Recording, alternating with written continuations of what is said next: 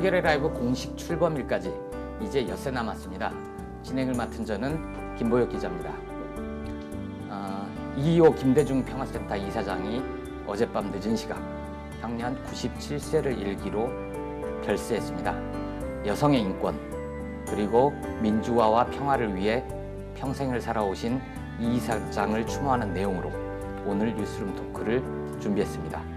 먼저 저희가 준비한 영상 보시겠습니다.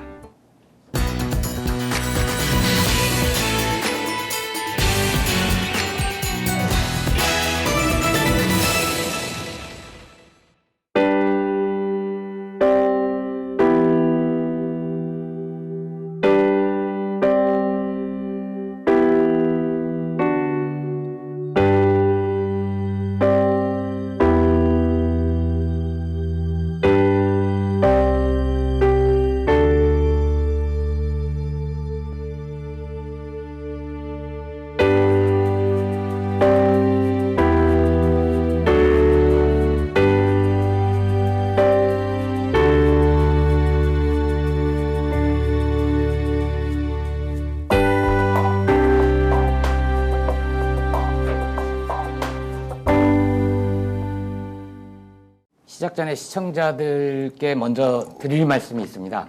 오늘 한겨레 라이브는 고 김대중 대통령의 부인이 아닌 인간 죄송합니다. 인간 이희호에 집중하려 합니다.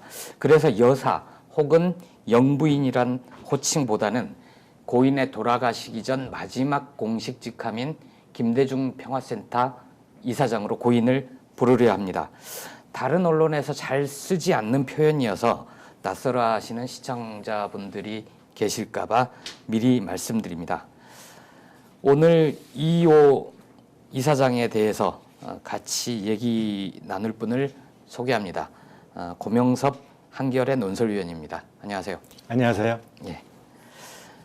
고 의원은 2.25 이사장과 좀 인연이 각별하지요. 어떤 인연이 있습니까? 네, 제가 2015년부터 한 2년 가까이 우리 한겨레 지면에 이희호 평전 연재를 했습니다. 예. 그래서 그 평전 집필을 하느라고 평전 이름이 길을 찾아서였죠? 예, 그 코너 이름이 길을 찾아서고요. 예. 제가 이제 연재할 때 이름은 이희호 평전이었습니다. 예. 고난의 길, 신념의 길이었고요. 그 집필을 하느라고 2015년 3월부터 6개월 동안 예. 매주 한 차례씩 전부에서 25번 예. 직접 인터뷰를 했습니다. 예. 그래서 그분이 살아오신 인생 전체를 아울러서 한 번에 한 1시간 반씩 이렇게 했고요. 뭐 하는 동안 이사장님이 매우 즐거워하셨어요.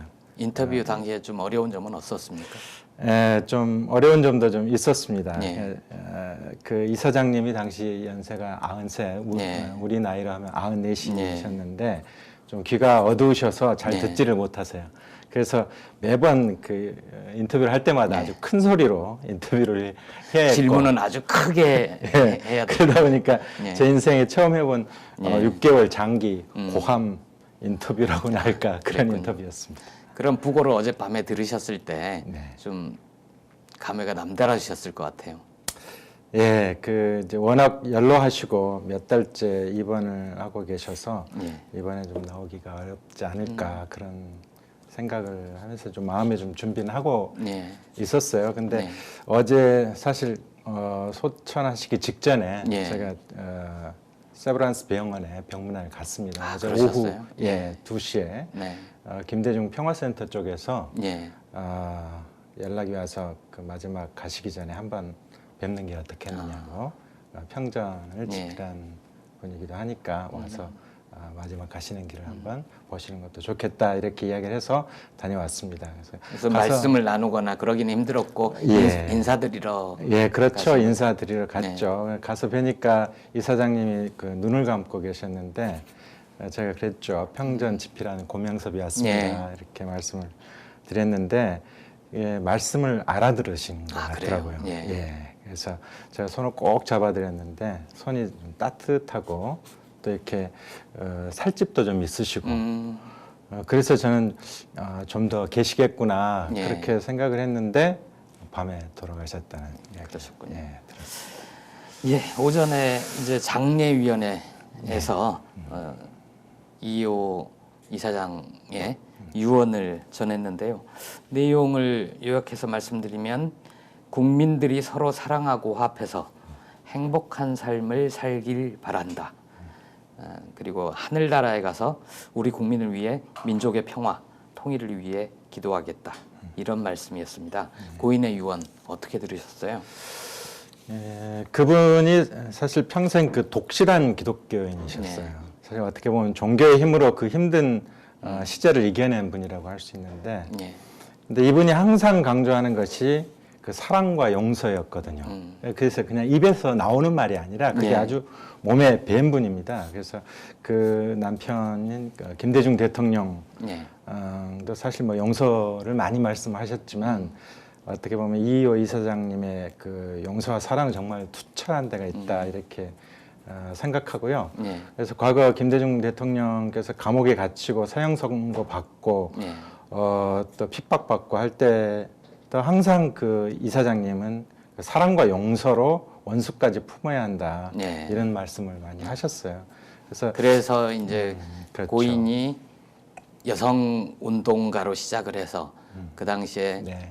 남편 김대중을 만나 아주 꿋꿋한 민주화 운동가가 됐던 거고, 그렇죠. 말년에는 이제 평화 운동가가 되신 거 아닌가요? 그렇죠. 예, 그래서 그런 어떤 사랑과 화합 이런 말씀을 계속 해오셨고 네. 바로 그 모습 그대로 사실은 남북의 화해, 평화통일에도 네. 그렇게 임하셨다. 그런 운동에 임하셨다 이렇게 볼 수 있고요. 예. 그러니까 남북의 화해, 평화 이 문제 그분이 평생 강조해왔던 용서, 화합의 정신이 배어 있다. 저는 예. 그렇게 생각을 합니다. 그래서 그런 점에서 보면은 평생 살아오신 대로 이분이 또 유언을 남기신 것이 아닌가 그렇게 예. 생각을 합니다. 그래요. 그 평화의 큰 발걸음, 네. 고인의 생전 모습 영상으로 저희가 준비를 해봤는데요. 잠깐 보고 계속 이야기를 나누시죠. 남편은 일생을 통하여 민주주의를 지키기 위해 피나는 고통을 겪었습니다.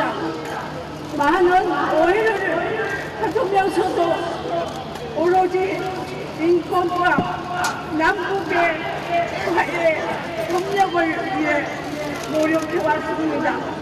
그 과정에서 권력의 회유와 압력도 있었으나 한 번도 한 일이 없습니다. 제가 살아오기는 남편이 평생 추구해온 화해와 용서의 정신 그리고 평화를 사랑하고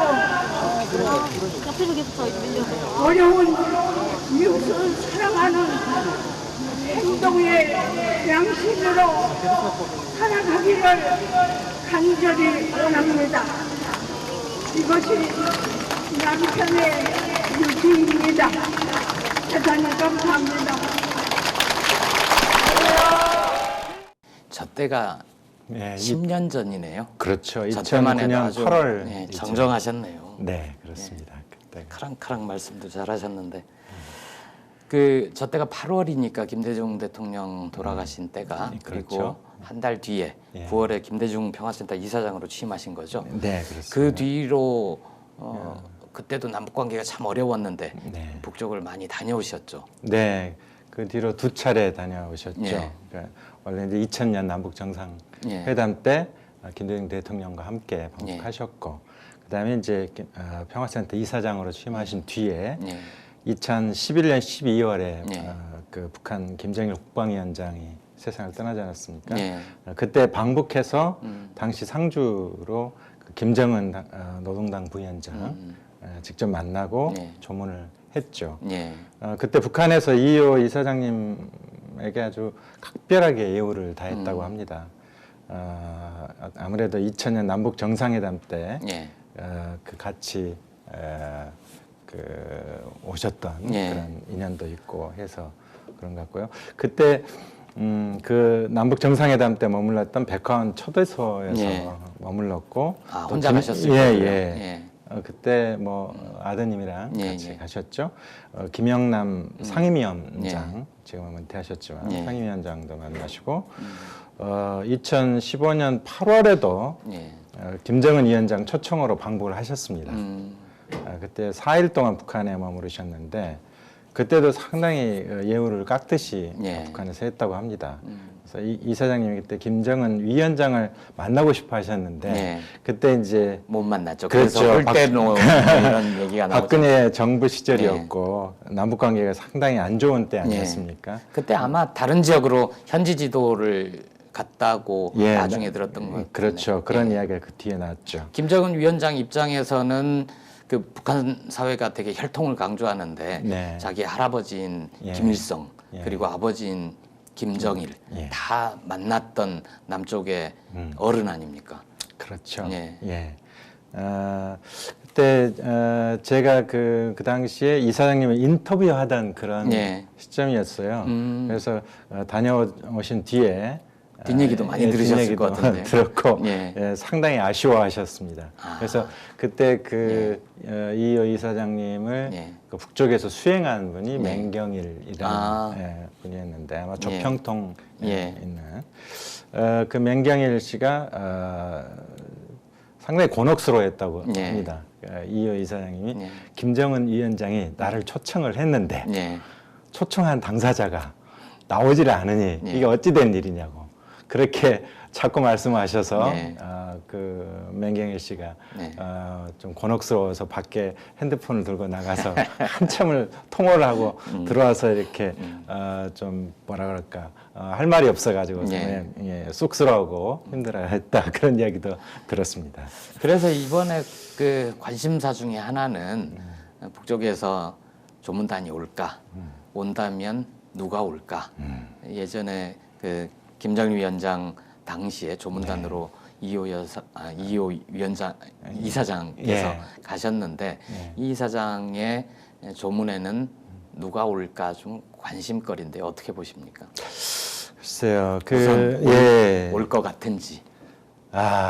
좀 뭐 온다 이렇게 딱 네. 확정적으로 이야기하기는 좀 어렵죠. 지금 예, 예. 상황이 약간 미묘한 상황 네. 아닙니까? 어떻게 보면 북미 관계가 풀리면서도 한편으로는 좀 막혀 있는 네. 그런 교착 상태고 또 그에 따라서 남북 관계도 사실 좀 어려움에 처해 있는 그런 네.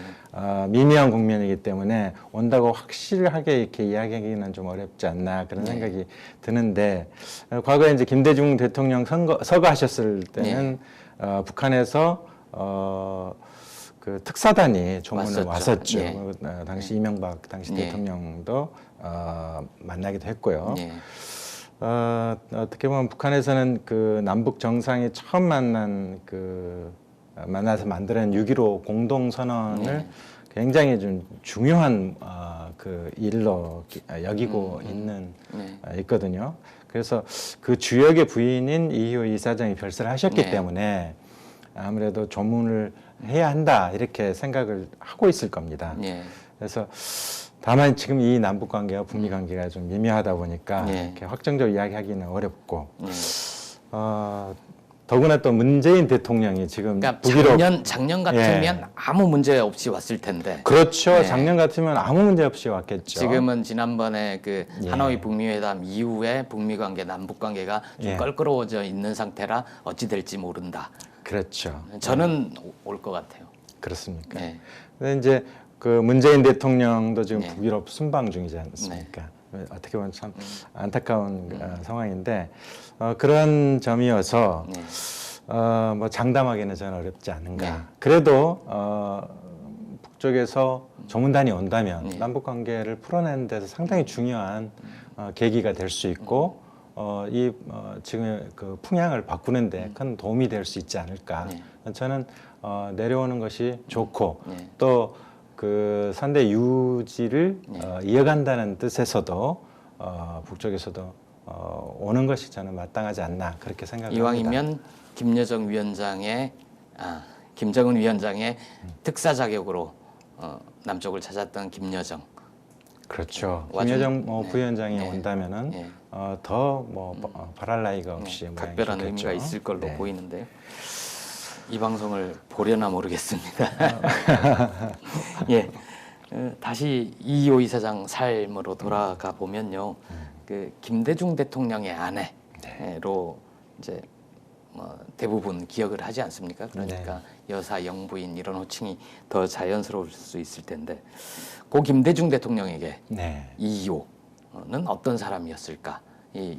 그 집필 과정에서, 인터뷰 과정에서 이런 말씀도 좀 나누셨을 거 아닙니까? 네, 뭐 그런 이야기도 많이 나눴고 또 이런저런 자료도 당시 많이 찾아봤습니다. 그 김대중 도서관에 비치게 돼 있는 비공개 자료들도 예. 많이 읽었고요. 편지 뭐 이런 거요. 네, 예. 그렇습니다. 또 뭐 공개된 자료들도 많이 있고요. 네. 책으로 나와 있는 것들도 있고요. 근데 전체적으로 종합해서 보면은 그 이호 이사장님은 어떻게 보면 김대중 대통령을 만든 분이다. 이렇게 이야기할 수 있을 것 같습니다. 네. 사실 이희호라는 분을 만나기 전에 정치인 김대중은 다듬어지지 않은 다이아몬드 같은 그런 사람이었습니다. 네. 그런데 이희호 여사가 김대중이라는 어떻게 보면 원석을 깎고 네. 다듬었다 이렇게 이야기할 수 있습니다. 근데 그게 이제 기술자의 코치 이런 것이 아니고 네. 신념과 용기를 불어넣어주는 방식으로 그렇게 했다 저는 네. 그렇게 생각을 합니다. 그래서 예를 들면 김대중이라는 정치인이 페미니스트로서 네. 거듭날 수 있었던 것도 이희호 이사장의 힘이 그거는 컸고요. 직접 김 전 대통령이 말씀을 하신 적이 있죠. 내가 예. 나름대로 페미니스트적인 태도나 관점을 가졌다면 그건 다 이호 아내 덕분이다. 뭐 이런 표현을 직접 한 적도 있었던 거예요. 예, 그렇습니다. 책에서도 이렇게 네. 밝혔어요. 정치인으로서 또 그 김대중 대통령이 날개를 펴고 자신 있게 날아오르는데도 네. 이호 여사의 조언과 힘이 상당히 큰 도움이 됐다 그렇게 할 수 있고요. 네. 그 박정희 독재, 전두환 독재 아래서 네. 탄압을 많이 오랫동안 당하지 않았습니까? 네. 그 시기에도 신념이 꺾이지 않고 또 심지어 순교할 각오까지 그렇게 하게 만든 네. 어떻게 보면 이호라는 특별한 인간이 옆에 있었기 때문이다. 그러니까 이호라는 분을 생각하면은 자신이 타협하는 것, 불의와 타협하는 것을 도저히 할 수가 없는 눈앞에 어른거려서 면에 와서도 다른 좀 이런 말씀 그렇지만 이게 생각을 하면 네. 좀 적당히 합시다. 이 정도 하고 우리 좀 살고 봅시다. 뭐 이런 말씀을 할 것 같은데 그러지 않고 꿋꿋하게 버텨라. 그렇게 말씀을 하셨다면서요. 네, 예. 그와 유사한 말씀 많이 하셨습니다. 예. 하여튼 그런 점에서 김대중 대통령을 네.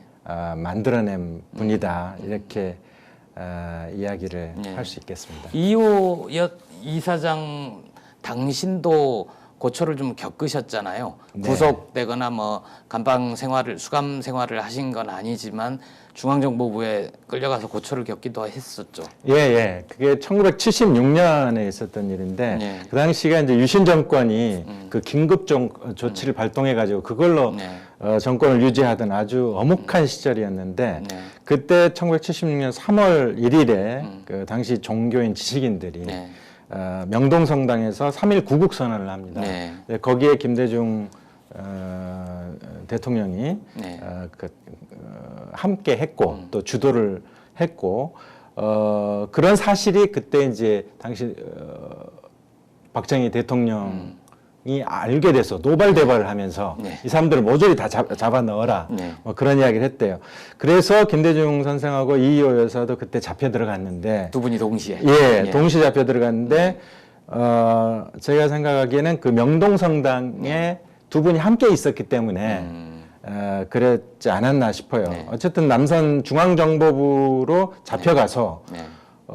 취조실 김대중 선생은 그때 이제 위층으로 이희호 여사는 아래층으로 네. 지하실로 그렇게 각각 나뉘어서 끌려갔는데 그때 이희호 여사가 그 많은 젊은이들이 이곳을 거쳐가는데 나도 여기에 동참할 수 있게 돼서 대단히 영광으로 생각합니다. 이런 말씀을. 정말 배포가 크신 분 같아요. 근데 이제 본인은 제가 인터뷰에서 그걸 여쭤봤죠. 네. 네. 그것을 미리 준비하셨습니까? 네. 그 말씀을. 네. 준비를 전혀 하지 않았고 거기 가서 네. 그냥 자기 마음속에서 그 말이 나오길래 나오는 대로 자기가 했다. 네. 그렇게 말씀을 했죠. 그러니까 예. 평소에 그런 생각을 마음속 깊이 품고 있으셨던 것 같아요. 근데 그 안에서 사흘 동안 예. 취조를 당했는데 잠을 못 자게 그 밤에도 불을 환하게 켜놓고 그런 식으로 취조를 해서 그 본인 말씀으로는 대한민국의 전력은 중앙정보부에서 다 쓰고 있는 것 같다. 그런 생각이 들 정도로 그렇게 불이 환했고 그래서 잠을 못 자고 계속 취조를 당했는데 본인은 거기서 단식 투쟁을 했답니다. 그쪽에서 끼니 때마다 밥을 갖다 줬는데 그 밥을 먹기를 거부하고 물만 달라 이런 식으로 해서 나올 때까지 밥을 먹지 않았다 그렇게 말씀하셨습니다. 두 분은 어떻게 만나셨죠? 실제 그 결혼할 당시에는 이호 이사장 쪽에서는 반대가 되게 심했다고 들었는데. 예, 그렇습니다. 근데 원래 이제 두 분이 처음 알게 된 것은 그 한국 전쟁 때 부산 피란 시절에 이호 여사도 서울에서 부산으로 피란을 갔고 김대중 대통령은 당시 목포에 있다가 가족과 함께 부산으로 또 피란을 왔습니다. 그런데 거기에서 면우회라는 일종의 청년 단체가 그렇죠. 청년들의 학습 모임이 있었습니다.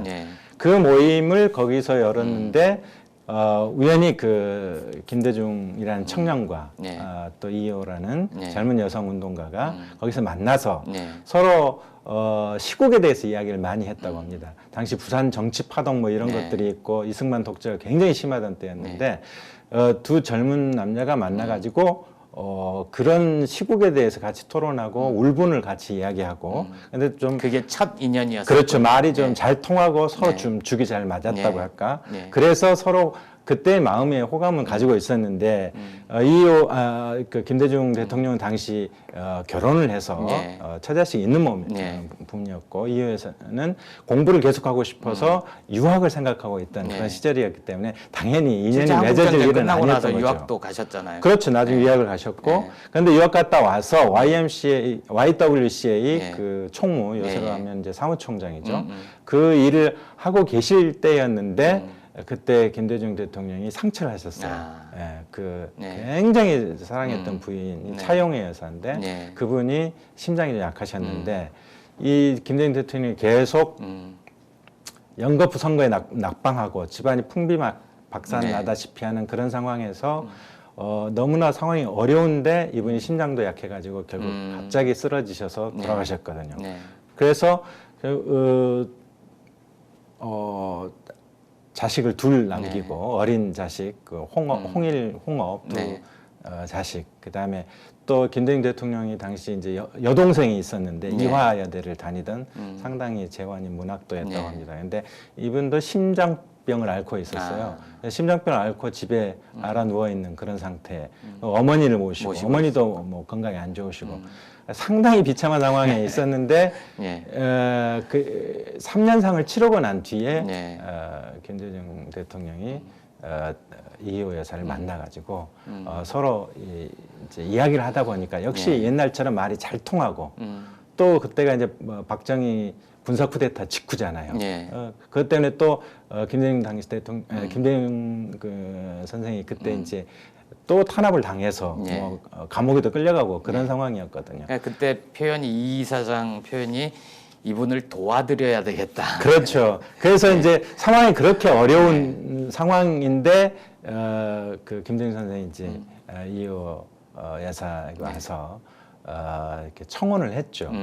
청혼을 하니까 이호 여사가 이 사람을 좀 도와야 되겠다. 그런 마음으로 결심을 했답니다. 그런데 당시에 주위에서 엄청나게 반대를 했죠. 그랬겠죠. 집안에서 우선 반대가 심했고요. 우선 집안의 흔한 말로 그 격차가 너무 크죠. 그리고 가진 것도 없고 없는 적이고 또 이호 여사는 당시에 이제 그 YWCA 총무로서 굉장히 활발하게 활동하고 잘 나가니까 여성계에서도 모두들 반대를 하고 그랬었군요. 그런데도 이제 도와야겠다 이런 마음으로 이렇게 결혼을 지금 결심했다고 합니다. YWCA 이사장 말씀하셨는데 그 여성운동가 1세대이기도 하잖아요. 그래서 이제 이 이사장 자서전을 집필한 유시춘 EBS 이사장한테 얘기를 좀 들어봤습니다. 같이 보시죠. 그 우리나라의 여성운동이라는 페미니즘이라는 말도 그때 없었을 때잖아요. 예. 그냥 그 누천년에 걸친 가부장제의 질서에 여성들이 순응하고 살고 순응하지 않으면 비참한 어떤 현실들을 맞이하는 그런 사회에서 사셨는데 처음으로 그 남녀 평등 그다음에 뭐 축첩제 폐지 첩을 그때 합법이었잖아요. 그때까지 우리나라는 예. 축첩제 폐지 여성 남녀 평등 또 뭐 여권 신장 네. 그러니까 남녀가 천부의 그 인권이 평등하다는 거를 깨닫고 처음으로 그걸 이렇게 현실에서 구현하려고 노력했던 첫 번째 분이 아닌가 싶어요. 네. 그 당시 가족법 개정, 그러니까 법적으로 안정된 그 지위를 여성들이 가지게 하기 위해서 가족법 개정에 아주 선두로 일을 많이 하셨죠. 그래서 네. 가족법이 개정이 됐어요, 그 당시에. 네. 그리고 젊은 또 여성들을 위해서 네. 제도적으로 YWCA 그 총무하실 때 네. 젊은 대학생들이 그 활동을 잘 할 수 있도록 굉장히 뒤에서 많이 밀어주신 그런 부분들도 있고요. 네. 뭐 여성 근로자들이 인권과 근로환경 개선을 위해서도 많이 활동을 해주셨고요. 네. 또 여성지위 향상과 남녀 평등 문제의 심각성 뭐 이런 사회적으로 문제가 되는 그런 부분들을 위해서도 많은 활동을 하셨고. 영상 보셨는데요. 이런 삶의 이력 때문에 김대중 정부 당시에 여성 정책을 만드는데도 좀 역할을 많이 하셨던 거죠. 네, 그 이호 이사장님이 성격이 자기를 내세우지 않는 분이에요. 네. 그래서 본인이 국민의 정부의 여성 정책에 역할을 했다 이런 것을 공식적으로는 전혀 인정을 하지 않으십니다. 네, 공식적으로 예. 뭐 자랑을 하거나 말씀을 전혀 하거나. 이분이 예. 자랑하시는 성격이 예. 전혀 아니시고요. 근데 하지만 그 최초의 여성가족부 신설이나 네. 여성 장차관의 약진, 네.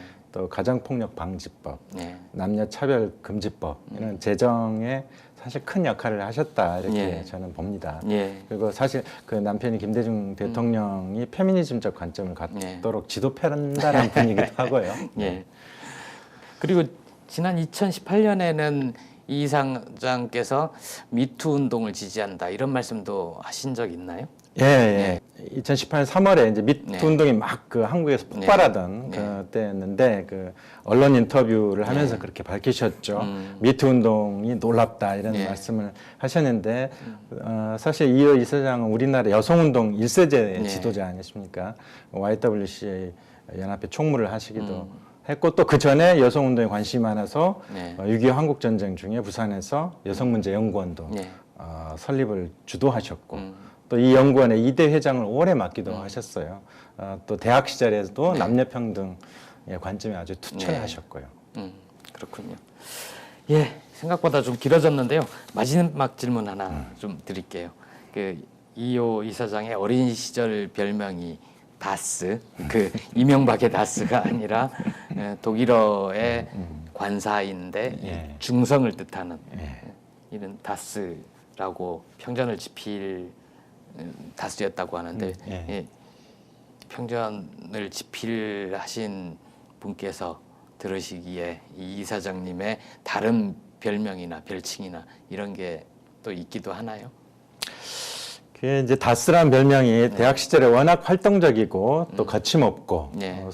솔선수범하고 네. 하니까 이제 당시 그 남학생들이 그런 별명을 아, 붙였던 건데 여성스럽지 않다 뭐 이런 그런 의미도 뜻도 있습니다. 담겨 있는 거죠. 근데 이분을 보면은 항상 겸손해요. 예, 그리고 근데 또 동시에 당당해요. 예, 그래서 당당하면서도 겸손한 분. 이게 이호 이사장의 모습이 아닌가 네. 저는 그렇게 생각하고 네. 그렇게 당당하고도 겸손한 자세로 평생을 일관하셨다 네. 그렇게 생각을 합니다. 오늘 기사에서는 그분의 삶을 딱 세 단어로 요약을 하면 여성, 민주, 평화다 이렇게 기사를 쓰셨던데. 네, 그렇죠. 예. 예. 알겠습니다. 아이고 오늘 긴 시간 내주셔서 고맙고요. 지금까지 고명섭 위원이었습니다.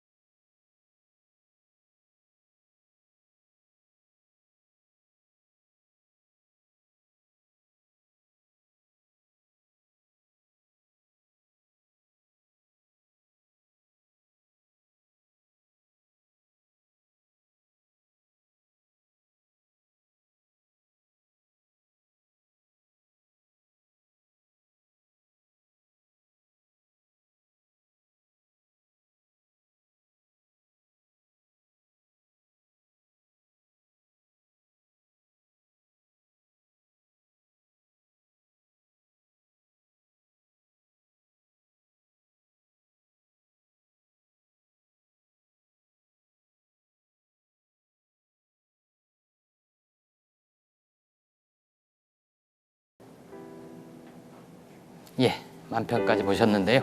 오늘 뉴스룸 토크에서 이호 이사장의 별세 소식을 전해드리는 동안 장례 일정을 여쭤보시는 분들이 많았습니다. 고인의 빈소는 연세대 세브란스 병원에 차려져 있습니다. 장례는 5일장으로 치러지고요. 발인은 오는 14일 오전 6시, 장례 예배는 오전 7시에 고인이 평생 다녔던 신촌 창천교회에서 진행될 예정입니다. 장지는 서울 동작동 국립현충원 김대중 전 대통령 묘소에 합장할 예정입니다. 오늘 준비한 소식은 여기까지입니다. 한겨레와 더 빨리 만나는 습관, 한겨레 라이브 내일도 계속됩니다. 고맙습니다.